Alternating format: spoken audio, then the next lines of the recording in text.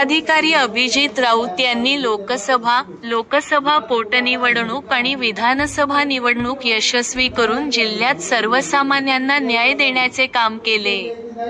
अभिजित राऊत यांच्या जागी नांदेडचे जिल्हाधिकारी म्हणून नवी मुंबई सिडको येथील सहव्यवस्थापकीय संचालक राहुल कर्डिले यांची नियुक्ती करण्यात आली आहे।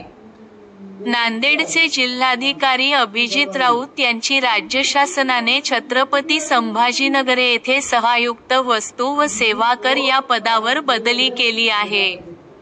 त्यांच्या जागी सिडको नवी मुंबई येथे सहव्यवस्थापकीय संचालक पदावर कार्यरत असलेले राहुल कर्डिले यांना नांदेडचे जिल्हाधिकारी म्हणून 4 फेब्रुवारी रोजी काढलेल्या एका आदेशान्वये पाठवले आहे।